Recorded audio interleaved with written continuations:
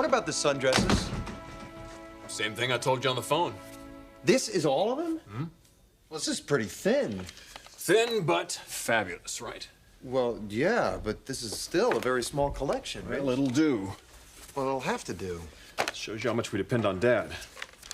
I just hope this vacation is what he needed. Have you heard the latest on Lauren Fenmore? Yes. Why do you think she's on Catalina? I don't know. But if the payoff is Sheila dropping off the earth somewhere, I'm for it. Yeah, amen. Hey, Thorne. How are you and Macy doing?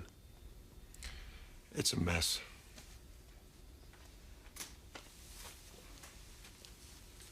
What are you going to do about it? I don't know. Is that guy still working at Spectra? They're not about to fire him. Oh, that's a tough situation, isn't it? How do you do it, Rich? I know working so closely with Brooke has got to be getting to Taylor. Communication, I guess. As long as we've got that, everything seems to work out. Besides, she's got her work. She's very involved in one of her cases right now, actually. Something interesting? Yeah, she's working with a guy that used to be her mentor in medical school. She's treating her former professor? She's really dedicated to helping this guy. Never seen anything like it. He's got to be really important to her. More important to Taylor than any man in her life. Except me, of course. This is incredible, James. This woman really knows how to express herself. I always told Sophia she should be a writer. Did she have any career aspirations at all? Well, she had so much potential, but according to Sophia, her life was a preparation for meeting me. That sounds disgusting, doesn't it? Normally, I say yes, it does. But this is indeed a very unique relationship. I took it so much for granted.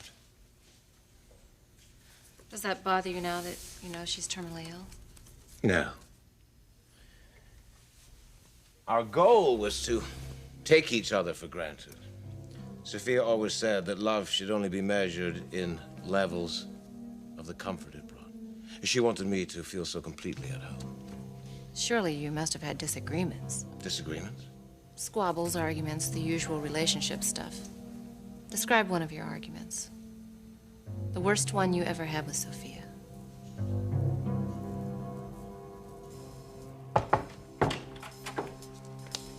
Well, why bother knocking, Sally? What's the matter, Maestro? You got something to hide? Turn around, please. Well, I must say you do have a certain ability. Ability, talent, Sally. Some might even call it genius. Oh, well, the true test of genius lies in its results. You'll see them. Is this sublime self-confidence or just an overinflated ego, Anthony? You'll know soon enough. I think I already do. Take a break, will you, Tracy? Give us a few minutes. Take the dress down to salt, Trace. So, boss, what's on your mind? Quite a lot, actually. And it all has to do with my daughter, Macy.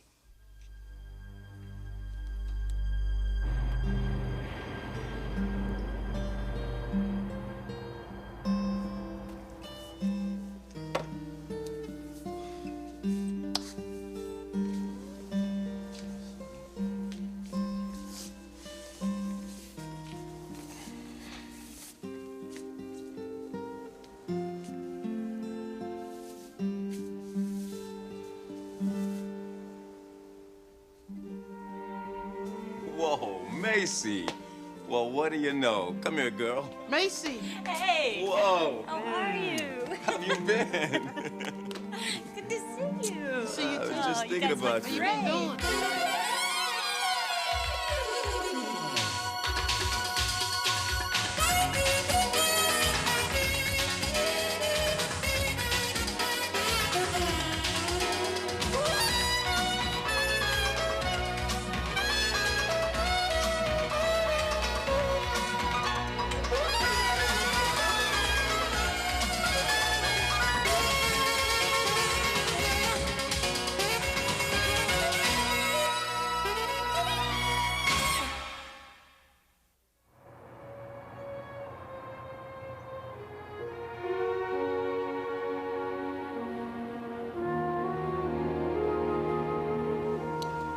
Yeah, why didn't you call us? Well, the damage was done, really. Once Thorne saw Anthony kissing me, there wasn't anything anybody could do. Well, it doesn't matter. You could have used a friend. I guess I was just pretty embarrassed, too. You don't have to be embarrassed with us. You are the greatest, you know that? So, how have things been around here? Business is dead. What are you talking about? It was gangbusters here last summer. Yeah, sure, when you were here singing. But when September rolled around, hey. Here, let me get you another cup of coffee. Place is like a cemetery. That's what Sly always says. How is Sly? Ask him yourself. Sly, look who's here. Macy, hey. Man, it's good to see you. Good to see you. Keith has been filling me in. Oh, yeah. So, how was the meeting? What meeting? I just had a meeting with the owners of the club, and I'm afraid I have some bad news. Real bad news.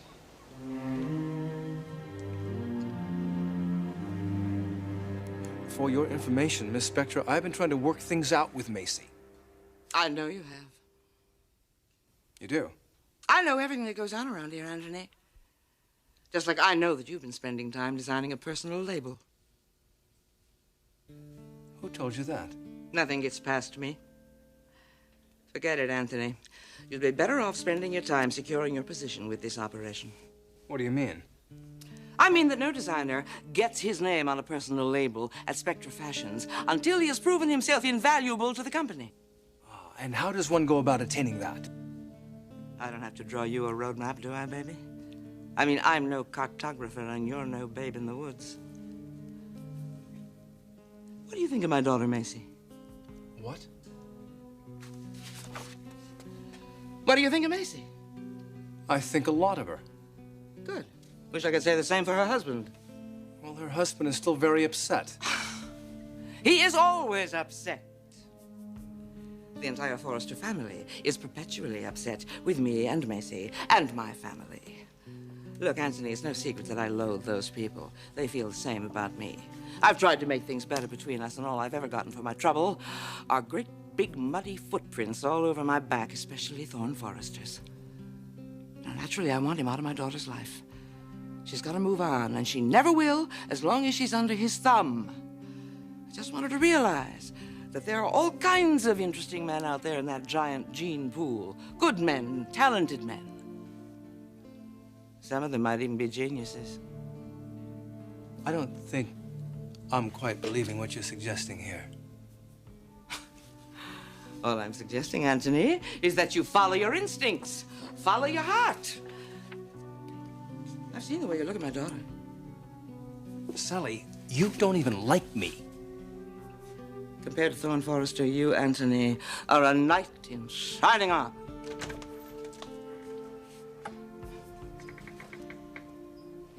And a very attractive and interesting one, too. Think about what I said. And, keep up the good work.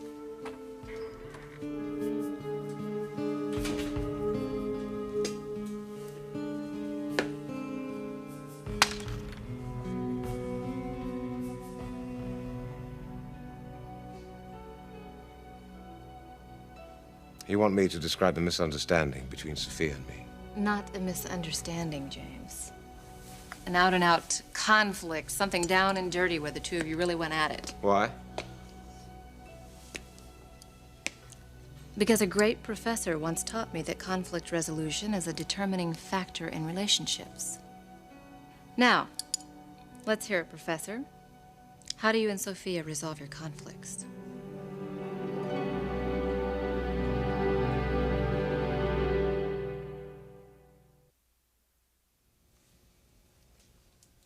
You're not going to tell me that you and Sophia never had an argument.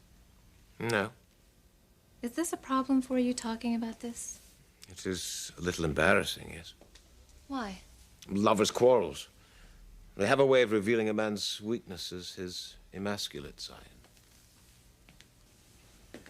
I'm your therapist, James. You're also my former student. You used to look up to me. I still look up to you. Perhaps more now than I did before. More? Yes, because now you're human. Before you were like a god. I can assure you my mortality will not be questioned when you hear my answer. The greatest argument Sophia and I ever had was over a man. That isn't surprising. Spoken like a true woman. Spoken like a woman in a relationship. You and Rich have similar arguments? I told you about Brooke. Yes, but I had no idea it was a matter of... Insecurity on my part? Come on, James, what else could it be? You're very strong to admit this. Reciprocity. You admitted to me that you were jealous about a man, and so I felt comfortable in disclosing the same to you about myself. We're good for each other. I mean, as patient and therapist, of course. Yes, we are good for each other. You just say it so casually. What? How important this patient is to Taylor. How am I supposed to say it? Well, this is your wife we're talking about, Ridge. She's absorbed with another guy, an old friend from college. You got ice in your veins or what? Look, so she's treating him. You know, doctor-patient. Why should that bother me? Well, you make it sound like he's more than a patient. He is. So? So, she's giving him special attention. In fact, she's having a session with him today at his apartment.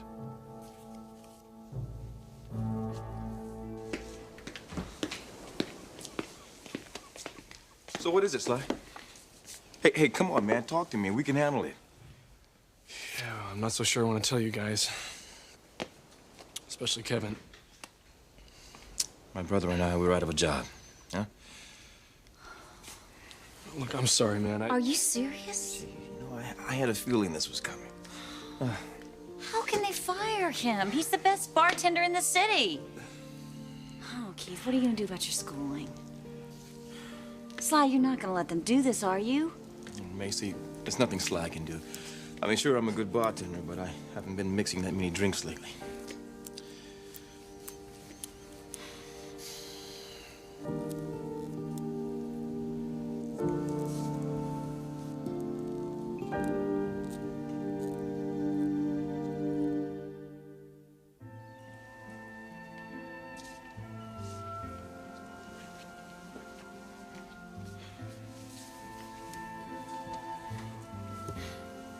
Okay, buddy? Sure. Kevin, I need to tell you something. It's okay, Sly. I know it isn't your fault. Man, if there was anything I could do... I fought with those guys. Kev, I told them what a good worker you are. He doesn't blame you, Sly. Do you, Kevin? No, I'm just kind of sad. Yeah, we're all a little sad. And this place is like a second home to us. It's gonna be tough. What'll we do, Keith? We need money. Hey, listen, now don't you worry, okay? We'll find another job. Don't worry. Will we work together again? I don't know, Kevin. I don't know. It's okay. We're going to make it. We're family. That's what you always tell me. You bet we're gonna make it, little brother. We're gonna make it just fine.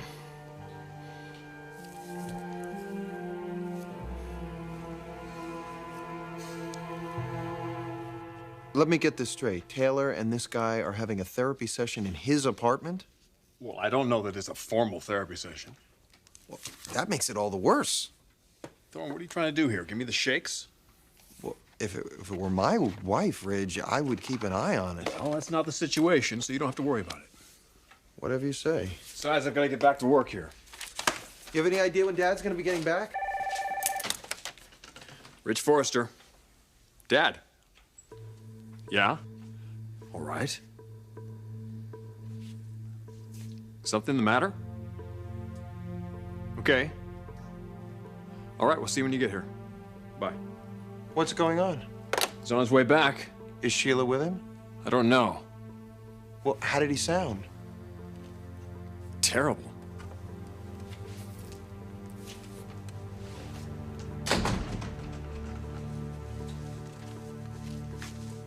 Says he'll tell us about it when he gets here. I wonder if he really left her.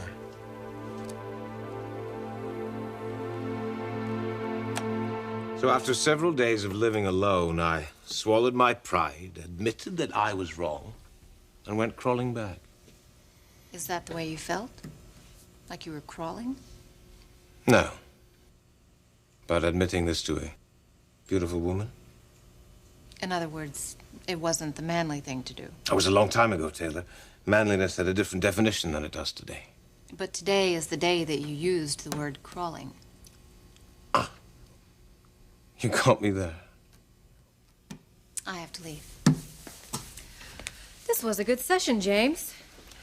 Why? Because I showed you my less than manly vulnerabilities. Yes, because of that. Oh, by the way, here. What is this? It's your patient information sheet. You left a few things blank, and I wanted you to fill that in for me. What did I leave out? Your mother's address and her phone number. You said she lived in Scotland, a little town called Elgin? I'd rather not involve my mother in this. Well, James, your mother wouldn't necessarily be involved. Well, still, I'd rather not put her address down. Why not? I'd just rather not. Well, I can assure you it's completely confidential. Your mother is the only surviving member of your family.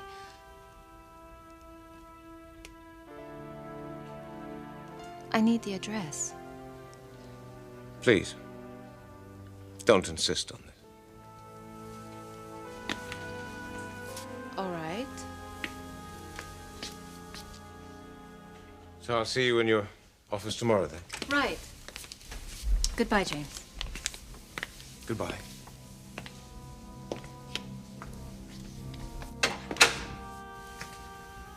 What is it, James? What is it about your mother?